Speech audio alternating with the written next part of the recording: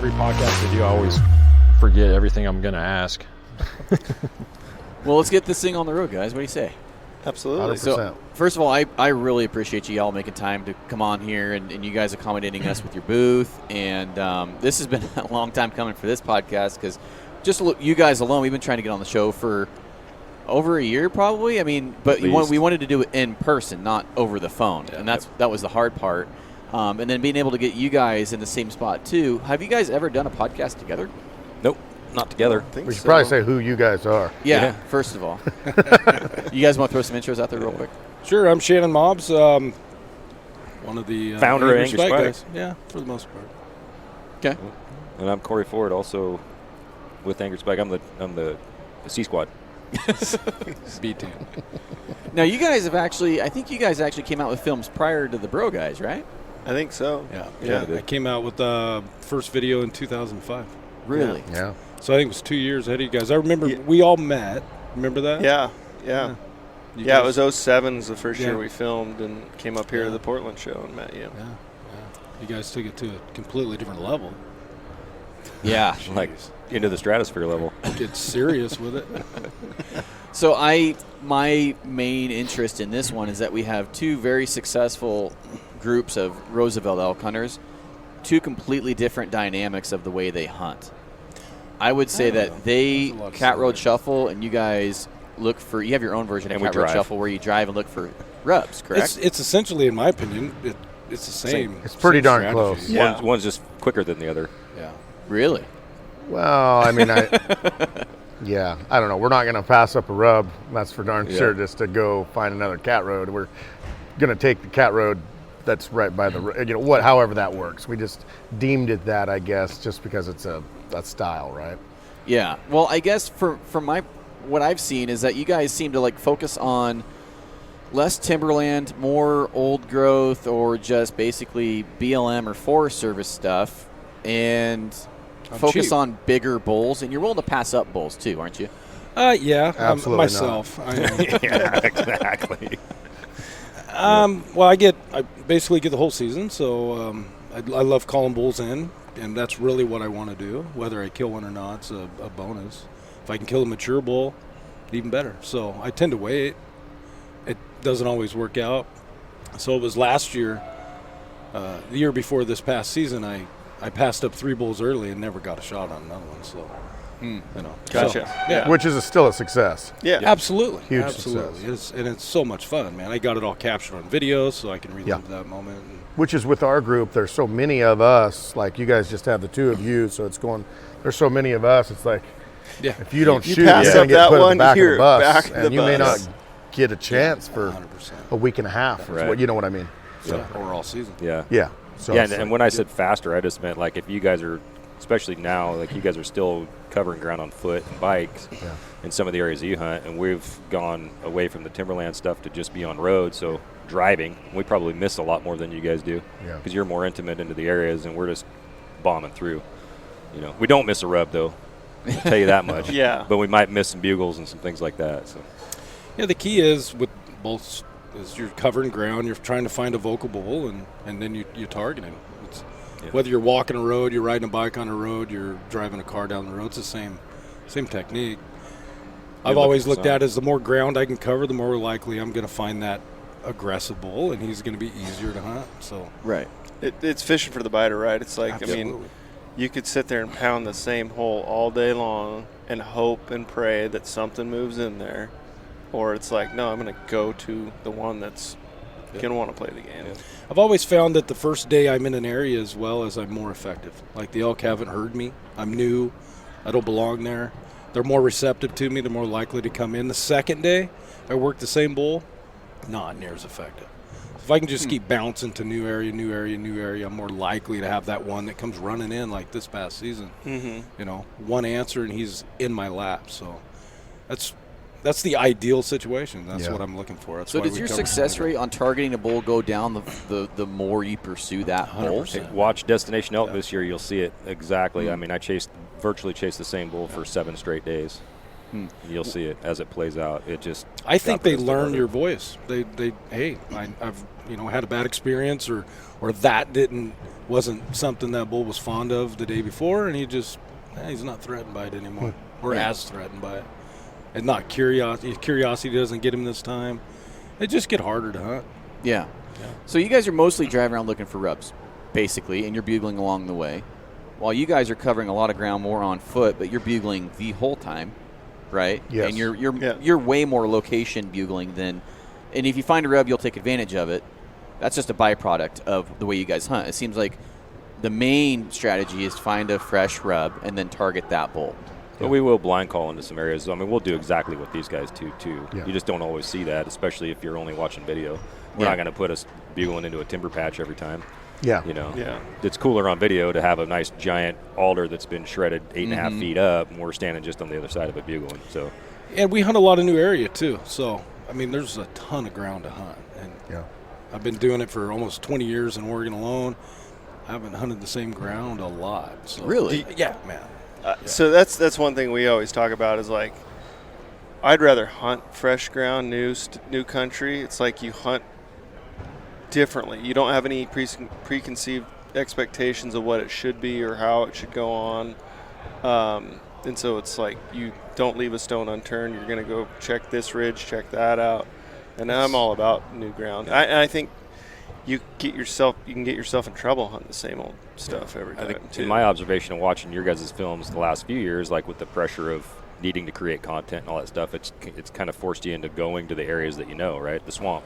Like 100%. you go back to the spots where you know you're likely going to find an elk, but Yeah. it's because you are looking for that ability to hunt something. Like you probably find one in there. And that has to do with shutdowns and gates That and too, yeah. people Access. locking up land. And a lot of the stuff that we used to hunt, I mean, I've always said, I was just talking to someone yesterday, it's just like we hunted the glory days. Yeah. We've got to do that. When we started, you guys as well, we'll never see that again.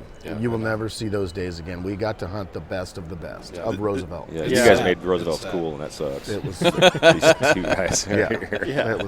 it was awesome. And then now it's like not begging for scraps, but at the same time it's like, you got to pick and you got to really weed through a lot to get to a bull. And really what changed that for us was the private timber access. Correct. Right. When it went to vehicle drive-in, Right. paid access from the guy that just wanted to earn its sweat equity and pedal 20 miles on a mountain bike. Yeah, like, we did the same thing. yeah, early on. exactly. Yeah. So, exact same strategy early on. And then with that shutdown, it just became more mobile. We got the little rigs. We can drive down those cat roads you guys are walking. It's a time thing, right? You have very little time to get it done in September, so you have to maximize it. So covering ground, finding that one bull that's ready to go, and that's how we targeted him. And that's where we went out of state. Honestly, like we just started venturing, and then it's like, wow, this is a whole new adventure. There's a whole new place that even if it's someone else's backyard, it's the first time we've been there. So it was really cool. Whereas, like you were saying, we go back to the same place, the swamp or wherever it be. We go down to the big spruce tree. We bugle off the left side. If he doesn't answer there, we go on the. You know what I mean? It's like either they're going to be there or they're not. And then you walk out. They're not here. It gets repetitive. It gets a little boring. And boring. I mean, so you go down into a new area, and you're energized. Yeah. You hunt harder. There's more emotion in your bugles. You're just more effective at a new spot. Yeah. Yes. I think we do a better job of tearing the landscape apart, too. When we start hunting different little drainages, you're like, well, if I've hunted this spot before, I'm not willing to walk down to that spot unless I hear something. But if it's a new spot for me, I'm probably more apt to, like, let's just push down there a little bit farther, maybe hunt a little bit harder. Maybe there's a bench down there that I want to hit. And if it's in, like the area that we hunted this year, we put 4 miles in off that main ridge system and then ran into the bull with the truck. The one Just drove right into killed. him. Yeah. But I guess my question would be, since the changes in the timberland and access and all that stuff, have you guys noticed a drop in the quality of bulls at all? I think you can still find a big one every once in a while. I think we were seeing more of them definitely back in the day. Were you? Oh yeah. I feel like there's bigger bulls up where they hunt, up north. Where's up? And What are you talking about? Well, I think just from watching their stuff too, like they are pulled out of the everyday timberlands. Yeah. You guys are more a lot thicker stuff as far as not thicker because it's all thick, but as far as like not as many clear cuts I Right. see. You guys hunt more timber stuff. Yeah, I more- try, and that's the reason why I try to focus on that older stuff. Is the there's not as many elk in a lot of those timbered areas, but the average age of the bulls are probably going to be a little older. You know, and it's downside with Oregon in their commercial thinning is that just kills these bulls. Man. Really? During rifle season, they come in, they light thin those big timber, and it's just like a clear cut. But the elk haven't changed their habits, and they get annihilated with rifle hunters. You think so? That's what I've seen. Yeah. Interesting. Yeah. Yeah. Yeah. So I like to, and that's what I look for. I look for areas when I'm doing like e-scouting. I don't want to see any of those stripes where you have that thinning that's going on. Yeah, I just roads. want untouched timber, dark timber. Because they still feel protected. It's still big timber, but everything's been thinned out enough. You know, in the big timber patches, we'll drive by stuff, and there's no way a rifle guy is going to kill an elk in there during rifle season. They're not going. They're going to look at it and go, "There's no elk here," and they don't want to drop down into some of those big timber canyons because they almost feel like they're wasting their time. But as soon as it opens up a little bit, and you can even glass it from a distance, it's like, all right, that changes everything. Well, it sounds like you guys are looking for the stuff that people don't want to hunt, basically, because a lot of people that we talk I to, don't they're looking think they for don't clear wanna cuts and they're hunt looking it. for I just thins. don't think they don't think there's elk there. Really? I think, Yep. Yeah, I think that's overlooked. I don't think it's too deep and steep because all the stuff is about the same. Yeah. You know? You can get down and back up in 2 hours. Right. Easy. You know, but I mean, it's just like, I think it's overlooked is what you're trying to say. Well, it's just, Whereas you have to be dedicated to hunt it, you know. Yeah. So I'm not, and there's some rifle hunters that flat get it done. They get down in these big, dark, deep canyons and they walk around. They still hunt it. They kill bulls, but the guy driving down the road's not going to lean out his window and shoot a bull in most of those places. Right. You know, maybe one gets shot standing in the road at something, but yeah, when you thin it, it's virtually a clear cut with a canopy, and the elk still feel comfortable and safe, and they're not. So, but you know, I'll hunt it if that's what I got to hunt. So let's just say this question's for both of you, but Shannon first. If you found a rub, and it's a rub that you're like, first of all, what kind of rub gets you excited outside of being fresh? Are you looking for big rubs, tall rubs? I can't touch the top of it. Then it gets diameter of the excited. tree. Like, Well, what exactly are you looking for? A big tree they're not able to push around is going to tell you how tall this bull stands, just straight up. You know, when they swing their head, you can reach up. If you can't reach it, he's probably going to be 35, 40 inches tall, something like that. So that's a good way to measure how tall the horns are. What I really want to see is I want to see that alder bush just shredded down to nubs, because that bull spent some time. He's aggressive. He's displaying to his cows or to another bull, whatever he's doing, but he's showing that he's got some testosterone flowing through him. Yeah. And that bull typically will, if I can get him to answer that day, and if it's as fresh as it can possibly be. So for a guy listening to this, you find a rub. Now what do you freaking do?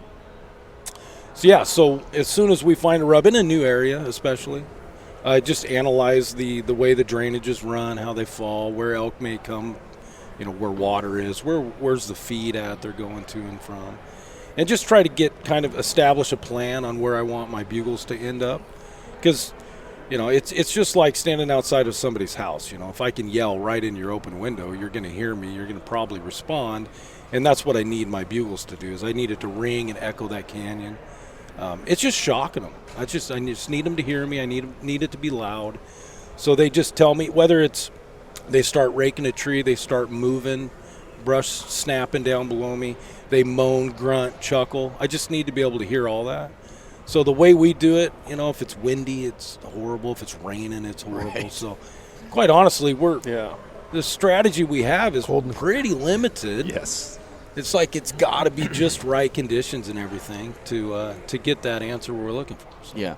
And the stuff that you're hunting, how far away can you hear a bugle, or can a bull hear you on average? sometimes farther than I want. Yeah. I mean, and then sometimes I can't hear it at the bottom of the canyon. So, Right. you know, Yeah, how often do you think that is that the bull's bugling and you don't hear don't that hear him. much? Probably more often than we want to admit, honestly. Because I feel like in most cases we can broadcast further than if they're down in the bottom what they could broadcast back. 100%. Or our hearing's just not as Right, good. yeah.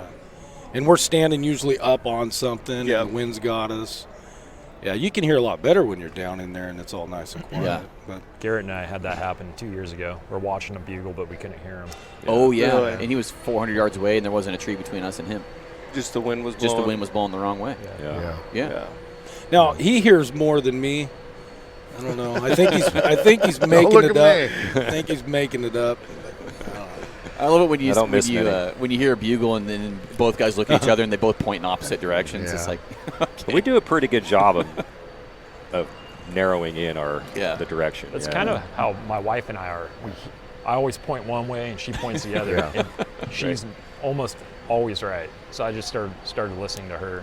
With our styles of hunting, nothing pisses us off more when you're taking somebody and you're bugling and they're just stealing Oh, yeah. with Oh, something my or goodness. grabbing Popping. moving. paper and you're just like, okay. Paco. Stand still. Our buddy Paco's That's that Paco, way. man. Every time I bugle, he gets super nervous. Starts shuffling around. You're Really? like, Yeah, he doesn't really want to dive in these canyons. He's like, I want that bull to answer. yeah. Yep. And it's People don't always realize good to that. stand in different. Don't all be standing the same and Yeah. facing. Sometimes, if you're as a group, Spread out. spread out. Try to get a real pinpointing is the hardest thing, and then you go to your maps from there. A lot of times we'll go on the opposite side of the ridge. Yeah. I'll bugle one side, boom, and we'll either swap sides or he'll bugle the other side, and then I'll Yep. listen. So Yep. you do everything you can possibly do to get an answer and hear it. And it's amazing how little a noise it takes close to you to distract your ears from being able to really focus into an area. Yeah. Like even just somebody like pulling something out of their pocket. Rappers. It's like, I Yeah. hear everything. Yeah. Oh, yeah. It's crazy. Will you guys ever bail without hearing a bugle? Only a few spots that I'm 100% convinced there's elk in there. Yeah. And then I know a few bedding areas. There was one particular bull that I hunted, and I learned a lot from this bull because he never left this big canyon, and he bedded in one of 5 spots. And if he wasn't in one, I went to all 5 of them. If he didn't answer, I know he's still in one of them, but he didn't answer me. So I'd go to the most likely one. As a matter of fact, you killed a bull in that canyon, the little bastard. Oh, little bastard. Yeah. Little bastards. But yeah, well, there was big bastard and little bastard, Yeah. and he killed little bastard. And a great example of the thinny thing is they went in, they thinned that, and then that bull disappeared. So I suspect he got smoked. And that would be by big a bastard. rifle. Bastard, not ODB. little one. Yeah. Yeah. So what have you Wait. guys found for how far a bull travels after he's aggressively rubbing? Because we've been struggling with that, honestly. It's like, do we even focus on this bull? Is he even in the area anymore? Because the bull I killed, I had on 2 different cameras. I took a picture of him 2 miles away farther down the ridge, had another picture of him, and then I killed him 3 miles down the drainage from those 2 other pictures. I think it has a lot to do with how many elk are in the area. Did you hit some? Oh, I was just going to say what we're hunting too is it's not super. I mean, it is coastal, but it's not. We're hunting big ridge systems. Yeah. I think where they're hunting, the topography is way different as well. Well, if you find rubs early versus mid or late season, Yeah. so they move. There's no Right. question. Once they get established, from my experience, once a bull gets established with cows, it's probably not going far unless something pushes them out. Do You you find a guys- fresh rub that third Yeah. week. Yeah. Third It's week. not he's going right to be there. far. Yeah. Yeah. Do That you guys, first week, it's usually ridge tops, usually, Yeah. usually travel corridors and stuff, and they're going to go and I think they're testing their own selves, I think, and, they could be anywhere. do you guys really pick apart an area with Onyx and start marking out rubs and like finding a rub line to follow? Do you guys spend Never much time done doing really that? that as far as like picked it out, but we'll definitely spend some time at a rub Yeah. and look at just see like, is this a traveler bull or is this a resident bull Right. that's going to be staying here a while? Yeah, you find an area where you got numerous rubs Yeah. going up a ridge, and you can draw that out. You mark them all, even the little. You can see one from the next, but if you mark them all, you can look at it from 30,000 feet and say, "Hey, what's clearly this bull's going to and from." Right. So then and historically, I've just gone farther than what I've seen the rubs, and we'll find him. from one time end to of time. those, you're going to find that. Yeah. Yeah, he's there somewhere. Yeah. You guys heard of Tony Mullane? Ralph Mullane? Anyway, it was his boy. A lot of- Abe and Son game. Oh, yeah. of son. Oh, yeah. Yeah, Tony. I cut timber with him for Is it Moline or I thought it was Milne? Or Mullane. something? Oh, it is Yeah, Moline. Okay. yeah. He's one of the better elk callers I've ever been around. Anyway, and back working with him, he'd find a rub and son of a bitch, and he'd pull his truck over and just cut it down. cut every single rub down and stuff it down in the trees. Oh yeah, man. We look for cut down trees. We look Painted for ones. paint. People paint them, which I know somebody that does that. Yeah. Oh, really? a lot of work. Yeah, his name's Austin. I won't give his last name. One of these days, I'm going to kill a bull with gray paint on his horns. I'm going to just sprinkle that all over the You'll air. know who to call. Love it. Yep. So I guess same question, but just a little. I really do want to pin you guys down to an answer here. What's the farthest you've killed a bull from a bull that you've targeted based on rubs, and you knew it was that bull, most likely? Like, what do you think when a bull finally finds his spot? How big is that radius of that area? From my experience, is probably, and the bastard one is a good example. Is he would not cross over into the next canyon, so when I'm talking about a big drainage, it was like, I'd say 3 big creeks that went into a big canyon. We're looking at 2 miles long, Yeah. maybe a couple miles across. That bull never left that. He would come up to the top where there was a road, but I always found him in it. So, and I just take that, and that was early on. So I take that experience and learning, and I just apply that to all of them. It's probably not always true. Yeah. They probably cross over. They probably go a long way sometimes, but I think too, you can key off of like, that's just the bull making that. He's going to find cows, so key off of that too. Like, as far as cows like benches, they like all those things in the middle of the day to bed on. So it's like, okay, there's a bull around here. Where's the cows going to be if they're in this scenario of this canyon, of this draw? Well, they're going to be hanging off that little tiny bench on that, stuff like that. Like, turn your whole thinking from, okay, I'm just chasing this bull, to he's going to be having a herd with him. Yeah. So you guys mentioned third week rubs. Is there any tactic or any change in mind on when you guys? Obviously, you said that bull's probably closer in the third week if he leaves a rub. I would say. Now, do you really pound that area harder, or you just cat road shuffling like you always do? Like, that's the game plan, right? Our style is let the bugle carry. So I mean, Yeah. As far as if we think that we covered that vocally, if they could hear us down to the bottom, across the other side, we'll mark it off the list and keep going. Yeah. Now, especially if there's no fresh sign in there. Yeah. Now, for me personally, it seems like second, maybe even third bugles when I'm starting to get more of my responses. It's not a lot of times. It's not the first bugle. You guys finding the same thing out there? Yeah. 100%. Yeah. How long will you guys stay at a spot and bugle before you all right, let's move Go on? through a whole sequence, like Yeah. Cody. Yeah, you usually Yeah, start I out mean- with a regular bugle, and then you bugle. So even and start, chop. on a cow call, because it's just, you never know. Like, those elk could be 150 yards underneath that lip, and you come up there and just, and they're just like, wait a second here, I mean. And, but basically, we got asked in the booth quite a bit, like, how often you guys call? I see you guys calling all the time. I'm like, the terrain dictates how often we're going to locate bugle. So if your calling is only going to a couple hundred yards because it's so thick and there's all this micro terrain, we're going to call 150 yards, You're picking the area apart. Exactly, yeah. And, Different strategy. exactly. If you're on a road system, cat road, that they're all side hill, right? That's how they pulled those logs out. And, it depends. If there's a long finger, you may every 75 yards kind of all the way around that drainage, and all of a sudden you get over to the left-hand side of that finger ridge, and the sound bounces back, and all of a sudden he responds down here to your right, So, but we don't, I would never just walk out to landing and call and give it 15 minutes. I mean, it's, yeah. There's More been a often, couple more often than scenarios. not, he answers after the second, third bugle within 5 minutes. Yeah, Within 5 exactly. Yeah. We've had a couple scenarios where we've called for like an hour off and on. And one, I knew there was elk in the area, but I called off and on for an hour, and I knew there was a bull in the area. I'm like, what am I doing wrong? And as soon as I jumped on a slash pile, made some noise, that thing ran right in. Yeah. And he's just waiting to hear that brush cracking. So I think one that's more. Yeah, I mean, I think I've hunted with people that call, but they try to be sneaky. It Right. doesn't work out Yeah. that way. You got to be loud. Can't be a predator. Elk are big. Elk are Yeah. loud. They're So loud. these elk think you're an elk. Right. So act like an elk. Yeah. 100%. Yeah. If it's too quiet, us walking in, and so when we're approaching a bull, it's half of our call is the approach. Here's the approach. Is the making, Right. building his anxiety. He's standing there looking at that sound, and snapping as you're getting in. It's just making him anxious. Yeah.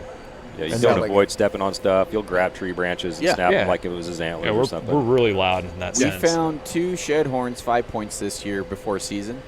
What was that, me and James? That was me and you. And I broke both of them raking this year. Like, I was just breaking up a storm, but we had some really good action towards the last week of season.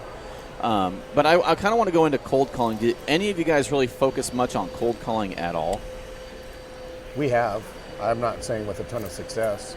Yeah. Yeah, early in the season is where it's like we know there's elk around here. There's a lot of fresh sign, and that's. I mean, this year on opening day, it's like I know there's elk in here. I mean, it's fresh piss, brand new rub, and we set up, and 30 minutes probably was when that first bull came out on Wyatt. It came sneaking in. There was But- 3 bulls, so it's like that real early. Exactly. Yeah. Yeah, they were all Stuff. still together. Yeah. That's how Penny's bull was killed. Was a cold call setup. For like an hour, though, right? Well, it took an hour. That was my second scenario. Just found a bunch of rubs, and it's when I first started following you guys. So I looked at the topography like you guys do, and I was like, bull's probably bedded right here. I thought it was a small bull though, because it's small rubs.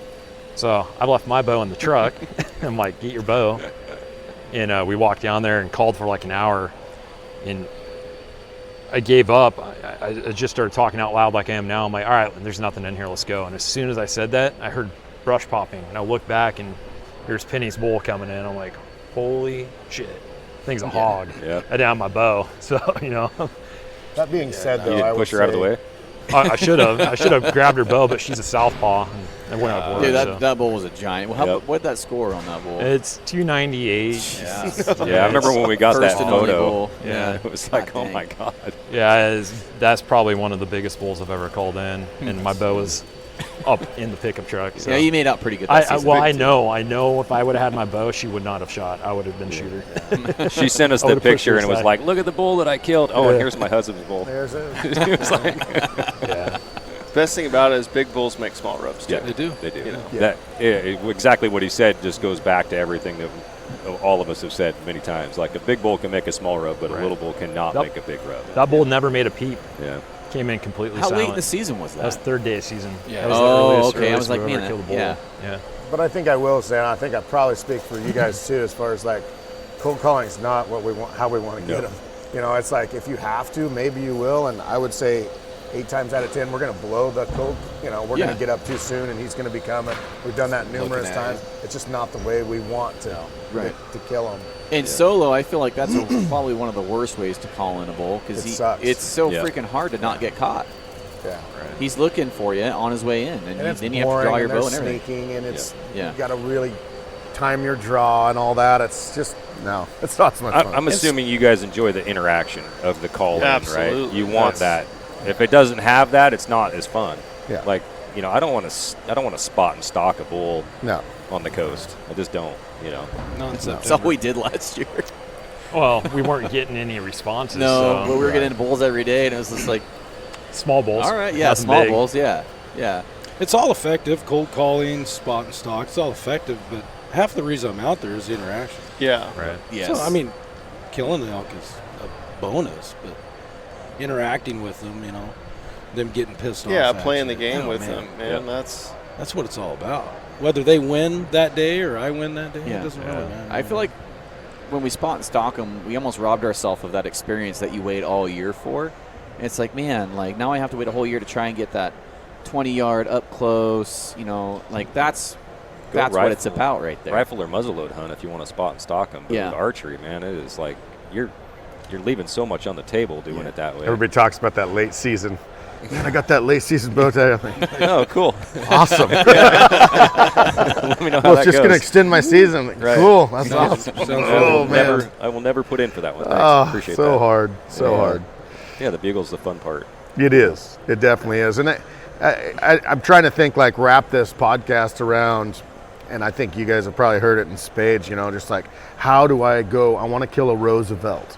How do I do that? Let's talk about the guy from wherever, east to Pennsylvania to whatever. Their goal is to kill a Roosevelt. And I always think about, like, what we're talking about now. Like, man, it would be damn tough to come from a place that you've never seen before, come into a spot and just like even with what we've talked about already, the cat road shuffle, the bugling, the topographic, the following rubs, it's still dang tough. Like, I It's don't know where I intimidating. would start Yeah. somebody. It's super It- intimidating. Like going, different facets, right? You go to Colorado and you hunt wilderness stuff Yeah. at 10,000 feet. I mean, it's intimidating because it's big, vast country, but then just you can cover that country more effectively, easier. Where you go into the coast range, you don't get your bearing down, and it like they're like, where's north, what's up, where's It'll down, humble the best woodsman. will. And Yeah. then fighting the brush is Yeah, and you just can't see across the canyon. a whole Right. other facet, So right? when you're hunting east side, you can see, hey man, I recognize that peak over there. Well, you don't have that. Yeah, and then just Here, overall close, yeah. population density, I feel, is substantially less Yeah. numbers of elk. But I always try to think about that, like, man, how could we help out the guy from Pennsylvania that just his whole goal in life is to kill a Roosevelt? And it's like, What I would do, and my advice to anybody who wants to hunt a Roosevelt, is take the coast range of Oregon to the coast, get a dart, throw it at the board, and go hunt there. you're not wrong. And Because then there's just elk. expand out from There's there. elk there. Literally. There is. I don't care where you go on the Oregon coast, there's elk. Learn not one far spot from at a you. time. Yeah. You just have to dedicate yourself to that area and go learn it, man. Learn it. And it might take a season or two before they get something figured out, but Yeah. My biggest worry with helping other folks from out of state is land ownership getting in trouble with, SPI, Lone Rock, Roseburg Lumber, Warehouse. Like, you have so many different landowners with different rules. It's like, dude, you might be better just to go find a bunch of Forest Service or BLM and just stay out of that game until you – because you're putting yourself at risk. There's a lot of homework you have to do to figure Yeah. that stuff out. And it changes depending on level 1, level 2, level 3 fire danger. It just – to me, that would be really intimidating. Yeah. It would, No, deter me from going. The whole private timber game is sketchy. Yeah. Like, Mhm. just because there's a gate there, I can go hike this road. And No. that's not now, always the case. I would say 9 times out of 10, you're in a place that you're going to get a Yeah. trespassing ticket because of fire danger or whatever else. Like, Yeah. Well, you plan your entire hunt or your entire season based off a private timber company, and then all of a sudden it's closed. Or they sell. You're screwed. There goes your access. entire preparation is gone. Well, he So- was going through that this year, and he found out, no, they're still going to do a permit system, but one of the properties he was looking at hunting, they sold. And Yeah. the new owner is going to keep I heard they sold, but keep going. yeah, I know. I think I Did know you what hear you're that? talking about. Yeah. Yeah. And it's I've turned out heard to be we a can little still hunt it. But Yeah, but I mean it's just an evolving thing every year. I mean, I lost a whole area. I've deer hunted almost my whole life down a little south of where we hunt because a new timber owner, property manager named Chinook bought it, and they don't allow access. Yeah. Tons. You know exactly what I'm talking about, probably. Yeah. And Zero, it's just right? like, dude, that was like Zero. access. zero, and that's like over 80,000 acres I just lost access But- to. It's only 30,000 of theirs and the rest BLM. Exactly. Is it landlocked? It's It's checkerboarded. checkerboarded the whole way. Yeah, that needs to be addressed on a, It does need to be political level, addressed. man. Yeah. Super bad. So Yeah. that whole thing with Wyoming, the corner crossing and all that, that was something that needs to be established. Yeah. Needs to set a And precedent. if we can get that dialed, then Oregon will unlock a lot of A land. ton. Crazy yeah, amount. a Yeah. massive I know that's amount one of of the land. initiatives.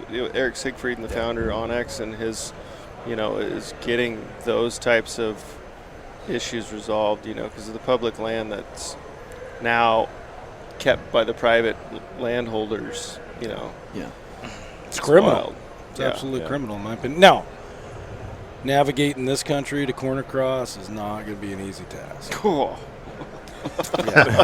You mean that corner's on the side of that mountain? Yeah. Okay.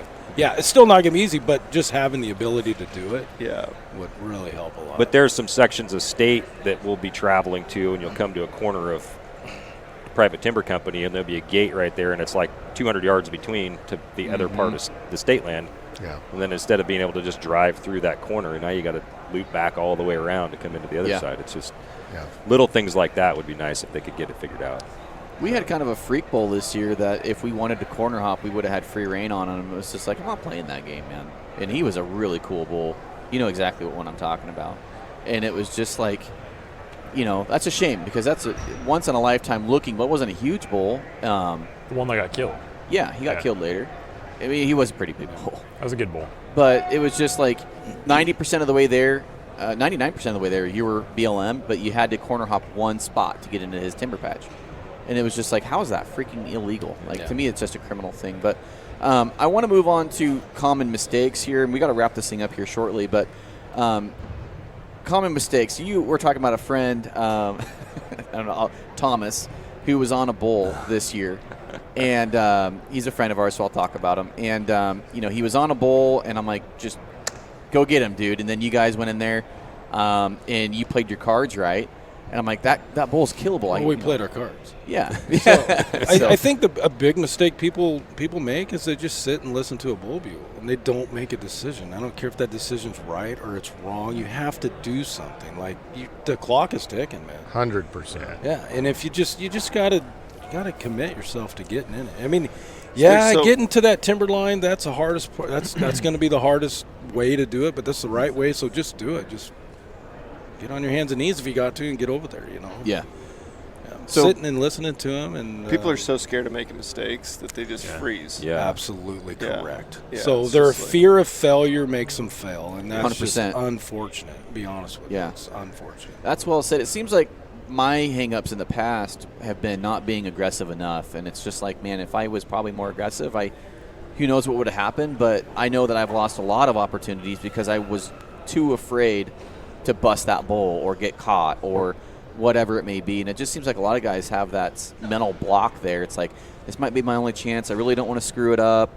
Well, how many times in September have you guys gone in on a bull, made a mistake, push him out, and then still have the opportunity to call that same bull back Especially in? at Roosevelt. Yeah. Yes, multiple times. In 2 hours or an hour. An hour later, You just back out a little bit, wait, change your approach angle, come back in, and the same bull comes right back in. Years ago. Yeah. So that's like with people making mistakes, like these guys are saying, it doesn't always matter. Make a mistake, learn. I mean, how else are you going to learn anyway, right? It also comes down to, like, what do you want out of that hunt? I talked to a lot of people, especially at the show. They're just like, dude, I had this bull. Every time I bugled, he bugled back. It was the awesomest thing ever. And I'm like, did you get closer? No, but they were jacked, And it's like, if that's the experience you want, that's the interaction that you want, that's awesome. That's exactly I think a lot of people think the bull's going to come to them. Correct. Yeah. So I think that's where they're making their mistake. Our rule of thumb is that we go 90, they come 10. Yeah. Right? Yeah. Occasionally they'll go 90 and we'll go 10, which happened on Shannon's bull this year. But the one that you're referring to, he just stayed up on the ridge, bugling back and forth with this bull and never wanted to drop off the side. Well, 5 days later, after we gave him half a week or most of a week to kill this bull, Shannon and Brad go in there, locate the bull, dropped in, killed him, and it was done in like an hour. Just like quick. Well, he wanted to see it. Yeah. Right. Yeah, he wants to call him out in the open. He wants to see it. Well, you're not going to kill him if you see him. Right. That far away. Yeah. You get in there, you get in his lap, you get right in his face. When you see him, he's within shooting distance. And you had to cross a clear cut to get down there, too. So then, I mean, you want to talk about making a big mistake, go charging across the clear cut with a bugle and bull right on the other side. The chances of you killing that bull are about zero. Yeah. There's a million ways to kill elk, and then there's 2 million to not kill them. You just got to commit and do it, man. Yeah. It's just that simple. Trust yourself. Your instinct. Trust your instinct. Whatever your gut says, do it. Don't question yourself. Yeah. You killed your bull a couple years ago in a unit. What was that? A couple years ago, that bull you killed wasn't a clear cut. Yeah. But I was bugling in the bottom, and Garrett snuck in while I held his attention down low. It's cheating. Yeah, it worked way too well. I wouldn't tell that story on air. Dude, that sucked, though. There were so many people after that bull. There was 3 other groups of hunters trying to kill that bull when I shot him. First one to 20 wins. That's But I it. just state what land that it was on. Half of the reason why our hunts get it wasn't jacked 20. up is other people, man. You got to get in there, get it done really fast. You got to be efficient at it. I think that's one of the things that's really changed about the coast, too, and a lot of it has to do with, 2005, 2007 videos start coming out. They kind of start showing how cool this is. And then podcasts hit, right? And now it feels like to me in the last 10 years, the number of guys that think Roosevelt hunting's cool and they're going to spend more time on the coast has started to grow. Yeah. Mm-hmm. So the quality of bulls that we talked about maybe aren't quite there because we've kind of given blueprints on how to kill them. Yep. And that's probably to our own detriment. I know he's said a lot of times, I wish I'd have never said anything to anybody. But, You're not wrong. Well, you guys making these calls that are super easy to use. Yeah. Yeah. Like back in the old days, right? That was that triple read was hard to blow, man. You had to put a lot of effort, practice into it. I mentioned we've seen the glory days. Imagine having the tools that we have now, those days. Wow. And the knowledge, right? Yeah. Yeah. Yeah, well, if I wouldn't knew be what I let's knew go now hunting, when it'd I be was let's go get a 17. bull. Different Yeah. world, man. Different world. Yep. Yeah. You'd be 100%. passing on bulls. Maybe. Yeah. All right, don't go that far. I don't Let's know not if get I'd say crazy. Let's not get too crazy. Well, not go too far. guys, the show's about to start. I'd hate to cut this off, but we got to the show's about to start, so we have to wrap this thing up. And I want to say thank you to everybody for being here. I really do appreciate it. And maybe this will be part one of a two-parter. In the future, we can get together again. And there's just way too much knowledge here not to do another podcast. Sure. So We'll come down and do it in the barn. there you go. There we go. There you go. Yeah. There So you go. I appreciate it. Now, do you guys want to say where they can follow you real quick? Yeah, I'll promote these guys. It's Born and Raised Outdoors. If you guys didn't know who they were yet, you can find them online. No, I mean you can find us just Angry Spike Productions on YouTube and Instagram. Yep. So at Angry Spike Productions, pretty And simple. Trent, do you guys want to give yourself a shout out I'll to? give They got a Cody's little channel. MySpace page. Yeah. Anymore? MySpace. Yeah. I never had one, but B-Mac from Hush, he did. We always You were said- never friends with Tom? No. Oh, Oh, man. Heck out of him. Yeah. You're missing out. No, Born and Raised Outdoors, YouTube and Instagram and Yeah. Facebook and the whole schmeal. Perfect. Yeah. Brad? Coast Gate Coast Hunter. They can access all your guys' stuff just through your website too, right? You got Correct. links to Yeah. all your social media Yeah. stuff Yeah. there. Yeah. Yep. Yeah, Call absolutely. company, all of it. Absolutely. Perfect. But- All right, guys. Well, hey, I appreciate it, and we'll try and get another one in the future. Yeah. Sounds good. Thanks. Hanging out with See you. ya.